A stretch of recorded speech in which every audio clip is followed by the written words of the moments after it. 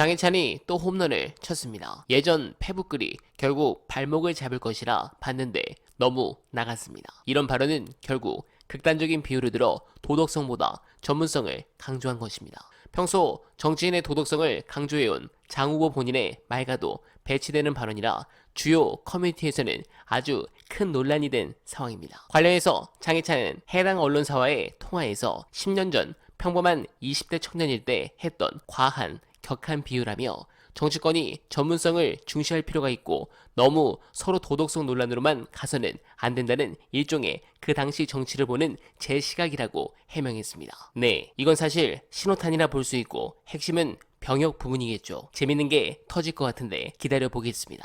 이렇게 악재가 하나씩 여권에서도 터지는 가운데 진짜는 따로 있습니다. 이 사건은 메가톤급입니다. 이렇게까지 무리수를 두는 이유가 뭐지? 라고 생각하실 수 있는데 그 이유를 쉽게 알 수 있는 부분 영상 보시고 이어가 보겠습니다. 왜? 대통령의 명을 어겼기 때문이에요. 대통령의 엄명이 무시된 거예요. 그러니까 안보실은 난리가 났죠. 대통령 알기 전에 뭔가 조치를 해놔야 되는 거죠. 그래서 사건 기록을 회수해오고 주모자를 항명 수계로 입건하는 무리수가 두어진 이유가 그게 7월 31일 날 대통령의 경로를 넣지 않고서는 해명이 안 돼요. 법적으로는 지금 해병대 사령관의 명령을 어긴 거거든요. 그걸 가지고 안보실이 나서나요? 말이 안 되는. 네, 결국 윤석열이 차후 빵에 가면 이 건을 전문가들이 1호로 보는 이유가 여기에 있습니다. 냉정하게 이종섭 전 국방장관은 해병대 최상병 사건과 관련한 핵심 피의자입니다. 그는 장관으로서 수사에 부당한 외압을 행사하여 사건을 축소하고 최상병이 소속한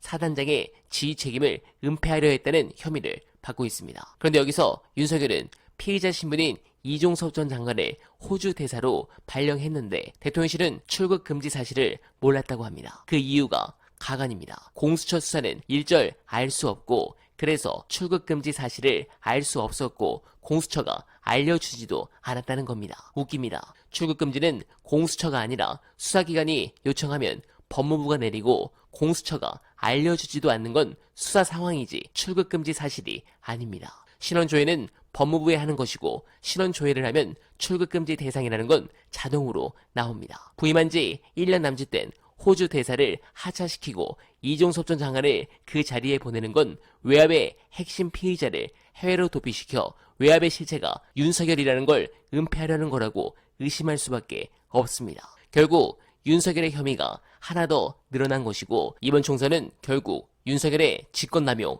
방탄총선이 되었습니다. 민주당이 이 건을 더 물고 늘어져서 더욱 용산을 코너로 몰아가길 바라면서 끝으로 제가 이번 공천혁신으로 가장 놀랐던 부분 감동적인 영상 안내드리며 이만 인사드리겠습니다. 어저께 있었던 경기도 모 지역구입니다. 똑같은 샘플이에요. 2020년 총선 경선이랑 어제 경선이랑 같은 지역구에 네. 같은 현역 의원이었고 자 2020년에 그분이 당선될 때 국회의원이 750표 정도로 확보를 했고 상대 후보가 250표 정도로 확보를 했어요. 4년 전하고 비교해서 같은 지역구에 투표 총수가 몇 표가 나왔느냐? 네. 2,500표가 나왔어요. 지난번에 2.5배가 나왔어요. 네. 이러면 그동안 막 난다 긴다 내가 선거 얼마나 잘하는지 아느냐 내가 이쪽 분야에서 전문가다 지역구 선거 나한테 맡겨 이런 컨설턴트들 당직자들 다 필요 없어지는 거예요. 완전히 선거의 양상이 달라지는 거라서 지금 이제 권리당원뿐만이 아니라 해당 지역구의 민주당 성향의 유권자들 연성 지지층까지 포함해서 당 내의 소위 현역들 그중에서도 뭐 작년부터 계속 분탕분자라고 찍힌 사람들 이재명 대표와 이제 맞섰거나 각을 세운 정치인들에 대한 심판 심리가 아주 강하게 작동을 하고 그 사람들이 적극적으로 경선에 참여해서 현역 의원들 다 떨구고 있다.